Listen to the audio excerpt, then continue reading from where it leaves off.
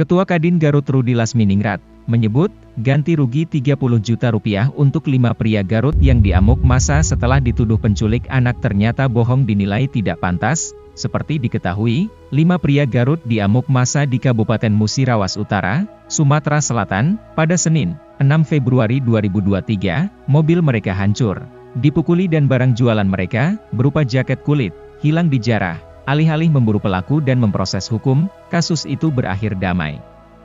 Korban diberi 30 juta rupiah. Ajas kecepatan hukum itu yang harus dilakukan. Langkah yang paling dekat yang akan dilakukan apa Pak? Langkah-langkah yang akan dilakukan adalah mengadvokasi, dan hal ini tentunya kami dengan pihak keluarga akan melakukan upaya langkah-langkah, termasuk mungkin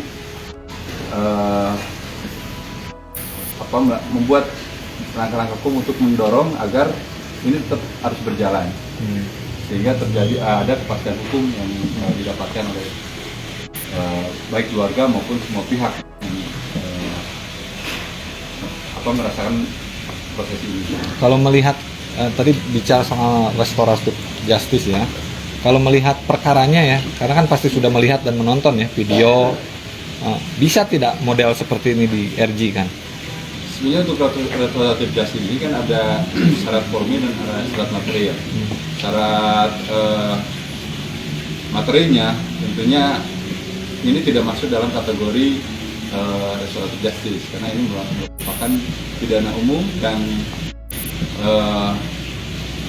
ancamannya tinggi, 4 sampai 5 tahun.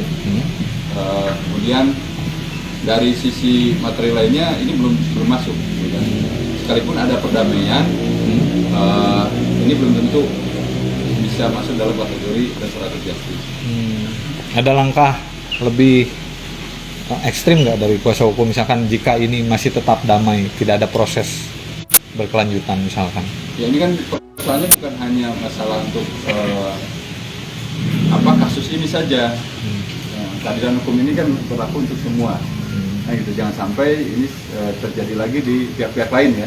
Gitu. Maka perlu ada kepastian hukum, keadilan yang dirasakan oleh korban, juga keadilan yang dirasakan oleh masyarakat. Dan kemanfaatan juga harus ada. Kalau Ketua tadi untuk kerugian yang diderita para korban, informasinya seperti apa?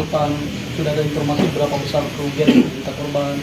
Kemudian nanti akan menuju, kan ada barang dagangan yang dijarah gitu, informasi sampai ke sini berapa banyak? Ya, berdasarkan informasi bahwa barang dagangannya, dan juga kalau kita lihat di dalam video itu barang dagangan yang dijarah, termasuk juga kendaraannya yang dirusak seperti itu tidak layak dan tidak pantas mendapatkan ganti rugi sebesar 30 juta yang saya baca di media seperti itu.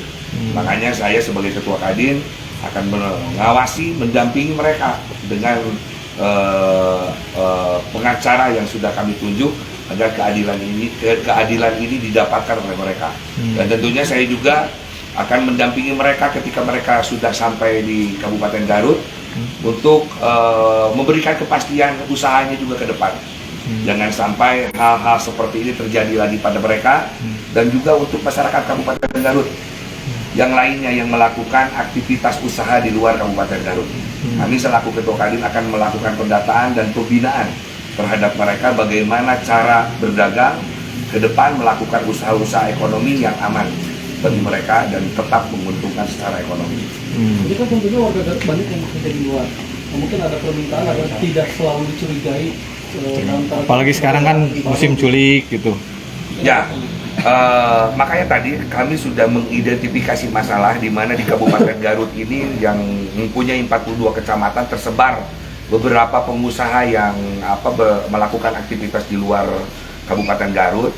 Kami akan dari pendataan tersebut kami akan memberikan arahan dan bimbingan agar mereka ini bisa melakukan aktivitas ekonomi yang aman dengan cara memberikan arahan kepada mereka untuk melakukan koordinasi dengan pemangku adat, pemangku pemerintahan, minimal di tingkat RT di tempat mereka melakukan aktivitas ekonomi tersebut.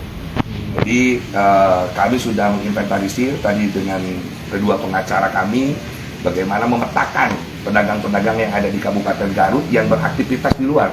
sehingga mereka bisa melakukan aktivitas seaman mungkin. Jangan lupa like, subscribe, dan share ya.